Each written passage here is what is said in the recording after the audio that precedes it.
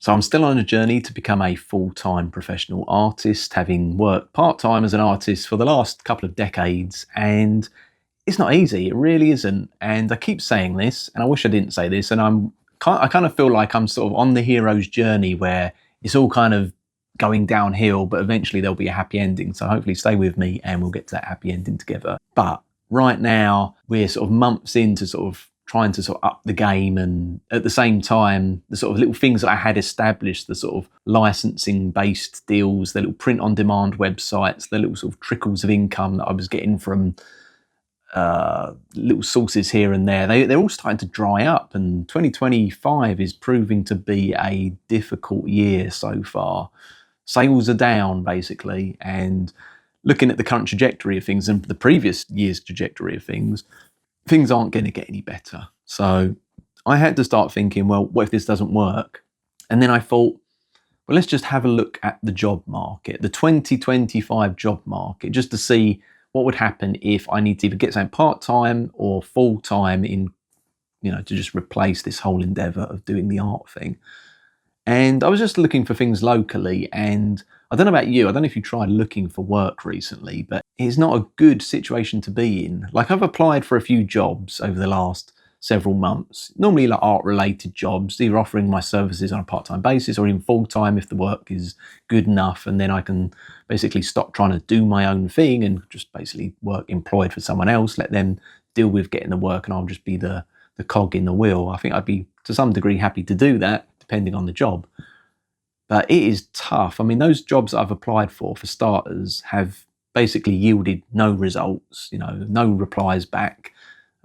Just the job goes up. Let's just say you have a job site or something like LinkedIn that's offering vacancies. You'll apply along with 500 other people and you just won't get anywhere. You could be completely experienced for it. You could be even overqualified for it and you won't get the job. You won't even get a thanks but no thanks. I then thought I'd try applying to a few illustration agencies just to see if they could sort of forward work that would fit their client basis, in that way. I mean, they're even worse. I mean, they get like 1,000, say, applications to sort of collaborate with other artists every month, basically. So the chance of me for me to end up getting on their books was going to be quite a remote thing anyway. But it just sort of paints a sort of quite dark picture. So then I started to think, okay, jobs outside of art and design. What can I do? What can I do given that that's all I know? At school, that was the art thing was the one thing that I sort of gravitated towards. I said before, I wasn't naturally talented at art, but I liked it enough to do it a lot. And because I did it a lot, I kind of got decent enough so that was sort of my thing. I wasn't great at science and maths and sports. Not horrendous, I guess, but nowhere near good enough to sort of get degrees or to even, there was no inklings and passion to even want to be educated to sort of a degree level with those sort of subjects or pursue them in some way full time. But yeah, I kind of had the art thing. People encouraged the art thing since, that seemed to be one thing they thought I was good at. So that's what I did. And it gave me some kind of sense of pride from sort of being kind of good at something. And I've kind of been on that sort of journey, I guess, ever since, trying to sort of do artistic related jobs. And I've done plenty over the years. Look at my previous videos for more on that. But now I'm looking at, well, what do you do if you sort of, you did the whole school thing decades ago, and you're trying to basically now potentially retrain or look at a new career path or something. And anyone who says, oh, it's never too late to change your careers, blah, blah, blah.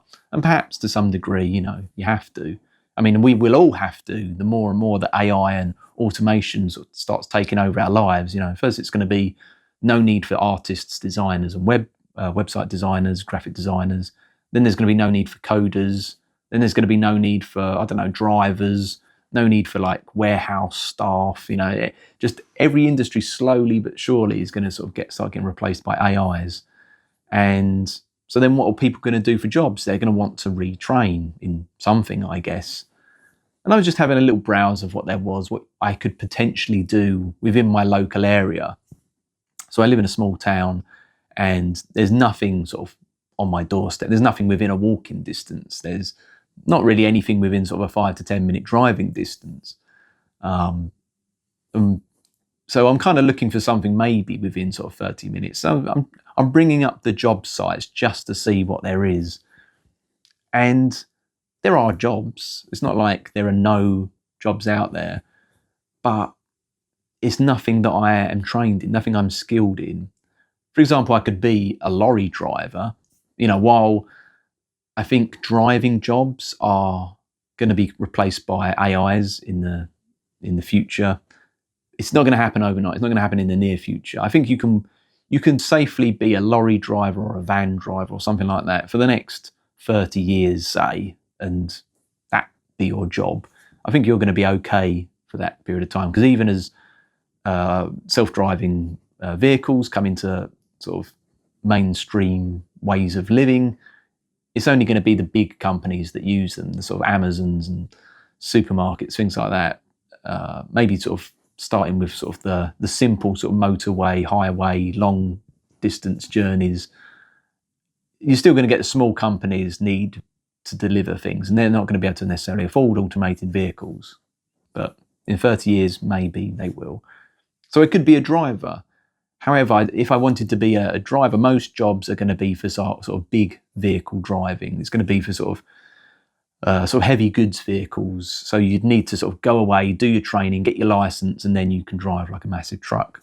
Or it's going to be van driving. So, I've driven vans a few times.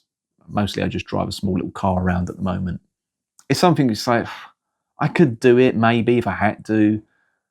But that's just an example. It's like, do you want to drive around in a vehicle for sort of minimum wage, and it's I don't know. I'm just focusing on driving, for example, since that's a skill that I have that I could just walk into.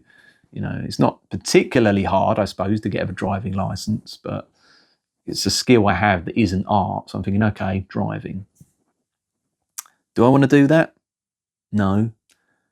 The other thing is like customer facing jobs, retail, admins, or receptionist staff. I think generally the majority of people better suited to that are going to be women, but certainly are going to be more extrovert types of people. I'm quite introvert, very introvert, in fact.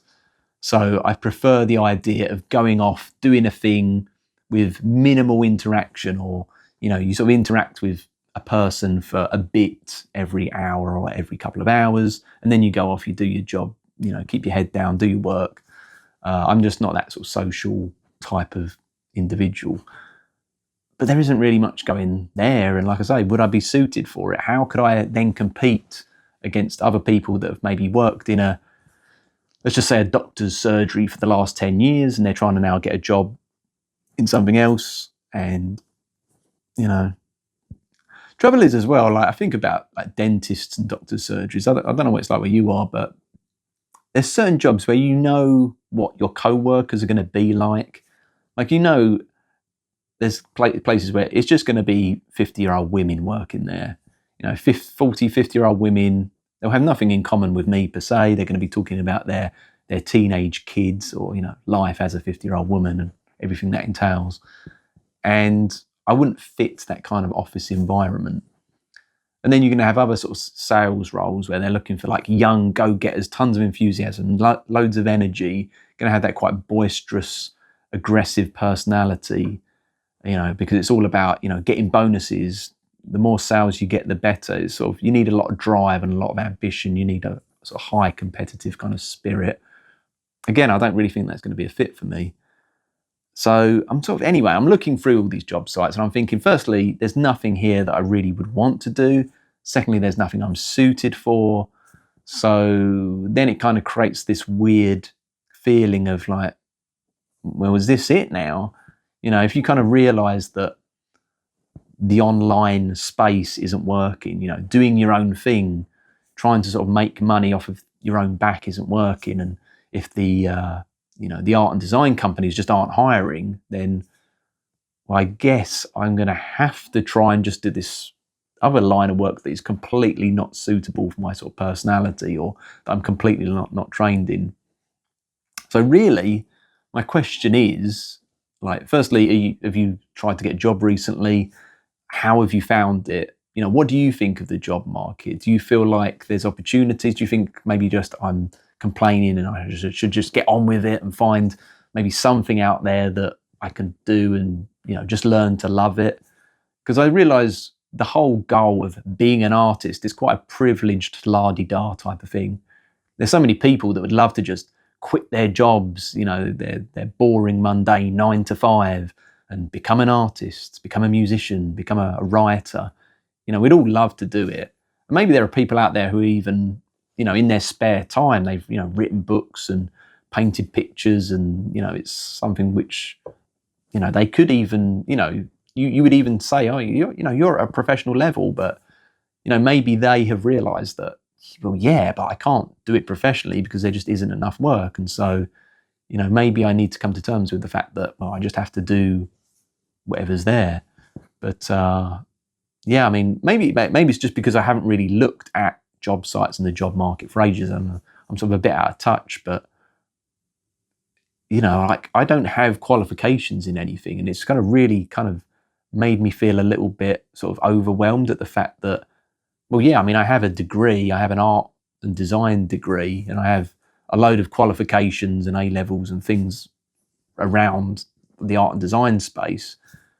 But what happens? What do you do when you've completely devoted your life to one industry or area which is now not viable?